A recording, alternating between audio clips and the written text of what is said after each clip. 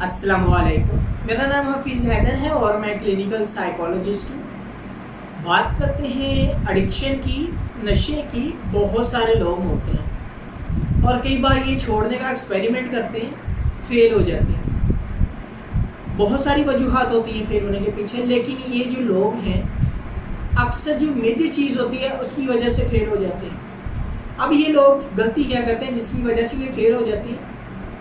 नशा करने वाले के माइंड में ये होता है कि इंसान की जिस्मानी अलामतें जो नशा छोड़ने के बाद ज़ाहिर हो रही होती हैं, उनको किसी न किसी तरह अगर वो कंट्रोल कर लेगा तो वो नशा छोड़ देगा। 4-5 दिन दर्दें होंगी, घर में रहेगा, छोड़ देगा, क्योंकि दर्दों की मेडिसिन मिल जाती है, दुकान से मिल जाती है, किसी डॉक्टर से मिल जाती है। नींद पूरी कर लेगा, नशा छोड़ देगा। भूख सही तरह लगनी शुरू हो जाएगी, नशा छूट जाएगा।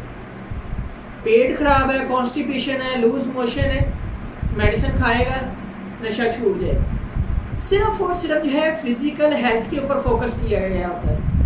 इसके अलावा जो है साइकोलॉजिकल हेल्थ के बारे में जानते ही नहीं, अवेयरनेस ही नहीं है। सिर्फ और सिर्फ जो है फिजिकल हेल्थ है।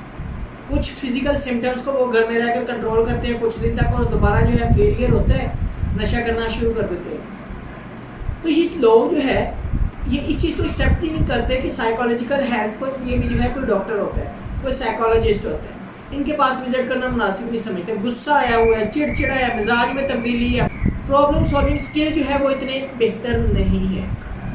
तो इन चीज़ों को किसने मैनेज करना है? ये कहते हैं हम बड़े मोटिवेटेड हैं, हम ये हैं, हम जो है वो हैं, हम एक बार बात कर देते हैं, हम उसके ऊपर पुख्ता रहते हैं, हम ठान लेते हैं, बस जो है नींद पूरी नहीं होती, भूख पूरी नहीं लगती, और इसके अलावा जो है पेट खराब रहता है, इसकी वजह से बार बार जो है नशा करना शुरू कर देता है। रोटी हजम नहीं होती, नशा करना शुरू कर देते हैं। इनके पास सिर्फ यही लॉजिक होता है।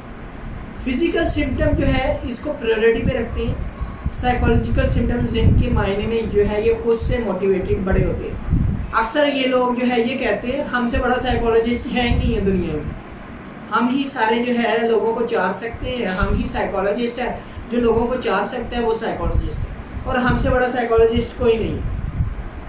ये जब तक लोग जो है सिर्फ और सिर्फ फिजिकल सिम्टम्स के ऊपर जो है फोकस करेंगे तो ये नशे ही नहीं छोड़ पाएंगे।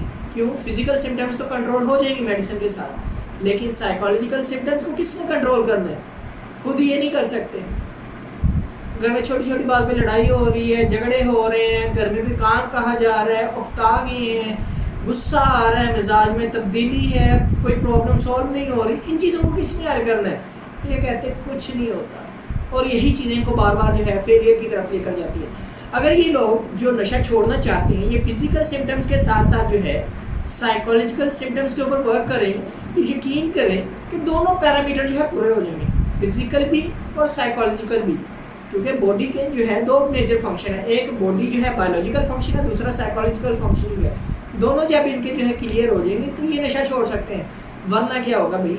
नशा होगा जो ये पहले भी कर रहे हैं, बार बार करेंगे, बार बार एक्सपेरिमेंट करेंगे, और फिर जो है आखिर क्या होगा? नशा होगा। इसके पास कुछ नहीं होगा नशा करने के वाले के पास। तो इसलिए नशा छोड़ने के लिए जो है फिजिकल सिम्टम्स के साथ साथ जो है साइकोलॉजिकल सिम्टम्स के ऊपर वर्क करना बहुत ज़रूरी है, और इसके बारे में जो है आगाही प्रोवाइड करना ये भी बहुत ज़्यादा ज़रूरी है, ताकि लोगों को पता चले कि अद्वियात के बगैर भी जो है नशे को छोड़ा जा सकता है।